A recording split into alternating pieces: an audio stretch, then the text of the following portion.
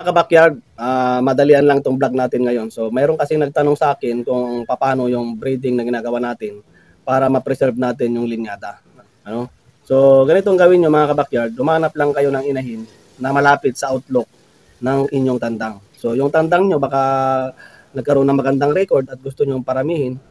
So, ang gawin niyo lang mga ka-backyard, humanap lang kayo ng inahin na maganda, na malapit sa ah, panlabas na anyo ng ating tandang. So, ang unang anak nila mga kabakyard, yan ay 50-50.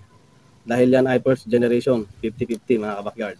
Ngayon, yung kanilang anak na inahin, namili lang kayo doon ng isa.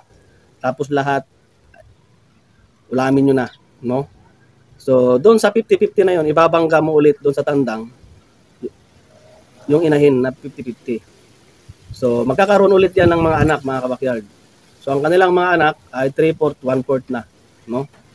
3/4 sa tandang, 1/4 na lang sa inahin ng pinanggalingan, no? So, ganun na naman gagawin nyo mga kabakyard. Sa pangatlong sisiw na inahin, ibabalik nyo na naman sa tandang yung inahin na yon. Okay? So, magkakaroon sila ng anak. Ang magiging component ng kanilang anak ay 7-8-1-8 na, no? 7-8-1-8. Ibig sabihin, mataas na yung tandang doon. Kasi 7-8-1-8 na lang po yung inahin. So, ganun lang mga kabakyard, straight breeding lang. Tapos, ibabangka nyo ulit doon sa tandang. Yung sa pang-apat na henerasyon, no? Pang-apat na henerasyon mga kabakyard. Ibabangka nyo ulit doon sa kanyang tandang. So, magkakaroon ng sisiw, mamimili na naman kayo ng inahin doon, no?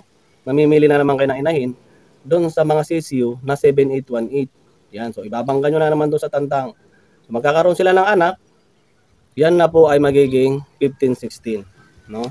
Yan na po. So, halos kakaunti na yung pinanggalingan ng inahin. Halos nawawala na kasi yung 15-16 na yan is talagang papuro na siya mga kabakyard, papuro na. So, yung mga tandang dyan, pwede nyo nang subukan yung mga tandang. Tapos, pumili lang kayo ng mga inahin na kahit isa o kahit dalawa, yan.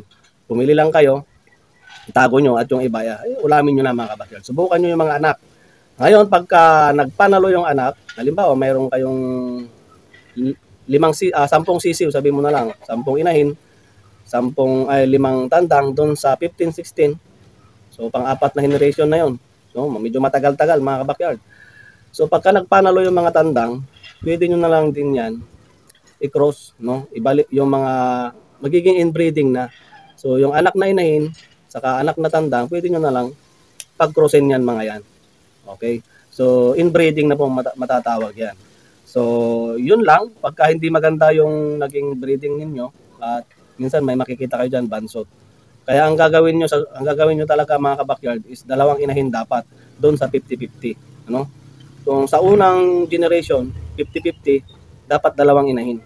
Para alam nyo kung sino yung mga nagpapanalo doon. Tapos, ang gagawin nyo, yung anak ng isang inahin dito sa kabila at yung dito sa kabila, sa 15-16, pagbabanggain mo yon mga kabakyard. Pagbabanggain mo. So, yun is pure na mga kabakyard. Meron na kayong sariling linyada. So, kung hindi nyo naintindihan, maraming mga katulad ko na nagdi-demo, nagpapaliwanag kung paano magpapuro, paano magparami ng linyada. Meron. Kasi tayo mga kabakyard, hindi tayo nagdi-demo dito. Kasi kailangan pa natin mga blackboard. Yan. So, yun. So, siguro ulit-ulitin nyo lang panoorin. Maintindihan nyo mga kabakyard. So, ang ginawa kasi natin, single mating, no? Single mating. Pero mas maganda na dalawa ang inahin na gamitin nyo. Hanggang 4th generation, makuha nyo yung 15-16. Yung mga 15-16 na yun, talagang malapit na talaga. So, purong-puro na talaga yun mga kabakyard. At kamukhang-kamukha na ng tandang ninyo. So, ganun lang mga kabakyard. Napaka-basic. Yan nalaman din natin sa ating mga kaibigan dyan sa malalaking farm. So, tinuruan lang din tayo. Kaya mahaba-habang proseso. So, ngayon, mayroon tayong ginagamit dito na talisayin. Talagang napakaganda ng record at nasa 3rd generation na tayo. Yung panghuli, doon lalabas na talaga yung mga lalaki na puro talisayin. So, ganun. Tiyagaan lang talaga mga kabakyard sa pagbe-breed kung gusto nyo magkaroon kayo ng sariling linyata. So hanggang dito na lang mga kabakyard. Maraming salamat sa inyo. At kung hindi nyo man naintindihan, sorry. Pero pag inuulit-ulit yung papanoorin to, maintindihan nyo mga kabakyard.